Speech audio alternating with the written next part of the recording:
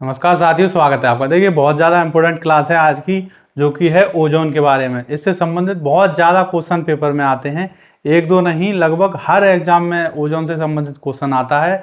और कुछ मुख्य रोग भी हैं इसमें, और कुछ करंट की चीज़ें ऐसी हैं जो कि पर्यावरण से संबंधित है, तो वो सभी इस क्लास में कवर किए गए हैं। बहुत इंपॉर्टेंट क्वेश्चन। तो चलिए शुरू करते हैं जल्दी से, आप इनको देखिए। तो देखिए, पहला है ओजोन परत के लिए उत्तरदायी गैसें। ये गैसें अलग अलग नाम में मतलब पूछी जाती हैं, तो आपको सभी गैसें एक बार में ही याद कर लेनी है। CFC तो आपको पता होगा, क्लोरोफ्लोरोकार्बन। एक हेलोजन भी है, और नाइट्रस ऑक्साइड भी है, और trichloroethylene halon. Halon दो प्रकार की होती है, एक तो 1211, एक 1301। ठीक है, इसके अलावा और भी होती है ETC। अगला है ओजोन की सबसे अधिक मोटाई कहाँ है। तो श्रीनगर के ऊपर सबसे अधिक मोटाई है इस परत की, और सबसे कम मोटाई कहाँ है इसकी, त्रिवेंद्रम। ठीक है। अगला है ओजोन परत की खोज किसने की। तो चार्ल्स फ्रेबी ने की थी, और हेनरी बुसान, इसने मतलब ओजोन परत की खोज की थी। अम्ल वर्षा के लिए उत्तरदायी गैसें कौन सी हैं। देखिए, अम्ल वर्षा ये पेपर में आता रहता है, इससे संबंधित मतलब यूपी कांस्टेबल में भी आया था कि अम्ल वर्षा किस लिए उत्तरदायी है। जैसे ताजमहल जो पीला हो गया है ऊपर से संगमरमर, तो वो अम्ल वर्षा की वजह से हुआ है। लेकिन अम्ल वर्षा किसकी वजह से होती है, उत्तरदायी कौन सी गैस है, नाइट्रस ऑक्साइड और सल्फर डाइऑक्साइड, इसकी वजह से अम्ल वर्षा होती है। अम्ल वर्षा से मृदा के मान पर क्या प्रभाव पड़ता है। तो मृदा का जो pH मान होता है वो कम हो जाता है, जिससे उसकी अम्लीयता बढ़ जाती है। pH मान ज़्यादा होगा, 7 से ज़्यादा होगा तो क्षारीय हो जाएगी, और 7 से कम होगा, 1 से 6 तक होगा तो अम्लीय मृदा हो जाती है। पिछले चैप्टर में पढ़ चुके हैं मृदा वाले में। अब देखिए, जैविक मरुस्थल नदी। एक जैविक मरुस्थल, उसमें ज़्यादा ही जैविक पदार्थ पाए जाते हैं, इसीलिए कौन सी नदी है वो, दामोदर नदी। पूछ लिया जाए तो एक बहुत ज़्यादा इंपॉर्टेंट क्वेश्चन है ये, कि ब्लू बेबी सिंड्रोम किससे होता है। तो पीने के पानी में यदि नाइट्रेट की मात्रा अधिक हो जाए तो ब्लू बेबी सिंड्रोम रोग होता है। अगला है सिगरेट के धुएं में कौन कौन से प्रदूषक पाए जाते हैं।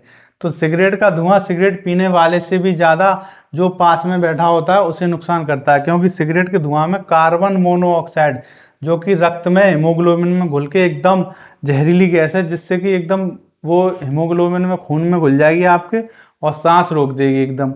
तो कार्बन मोनोऑक्साइड निकलते हैं उसके धुएं से। और बेंजीन, बेंजीन क्या होता है, रक्त कैंसर, ब्लड कैंसर होता है बेंजीन से। ये दोनों चीज़ें खतरनाक चीज़ें सिगरेट के धुएं में निकलती हैं। ठीक है, तो ये किसी को भी नहीं पीनी चाहिए, खासतौर से बच्चों के आगे।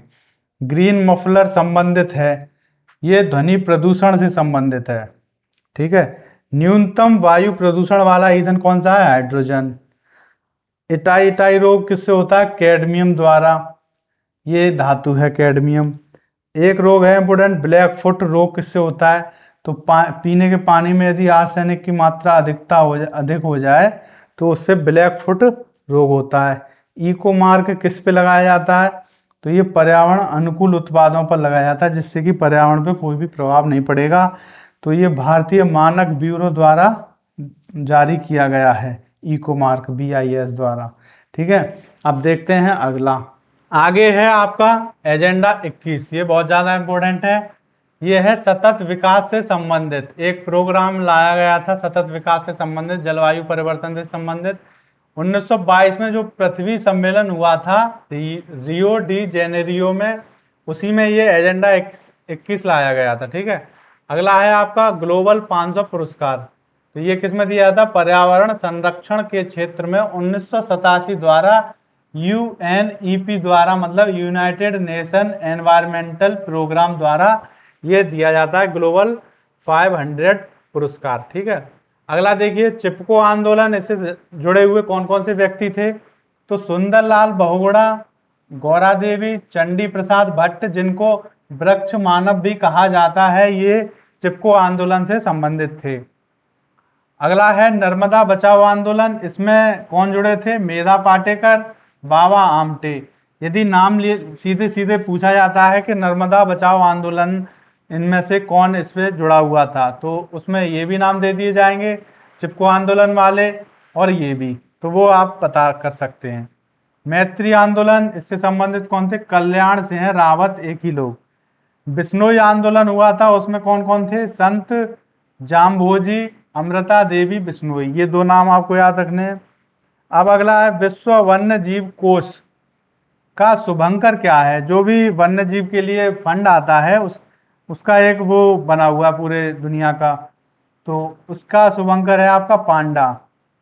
केंद्रीय गंगा प्राधिकरण कब शुरू हुआ था, कब बना था?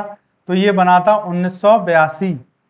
और यमुना एक्शन प्लान कब लागू हुआ था, कब बना था? तो ये 1993। तो ये बहुत ज्यादा इंपॉर्टेंट क्वेश्चन है, लगभग 20 क्वेश्चन होंगे इसकी आज की क्लास से, जिनको आप अच्छी तरह अलग लिख लीजिए शॉर्ट नोट्स में, और हमेशा इनका रिवीजन करते रहिए, जिससे कि पेपर में सीधे सीधे क्वेश्चन आए तो आप बता सकें। तो मिलते हैं अगली किसी बढ़िया टॉपिक के साथ, तब तक के लिए थैंक यू।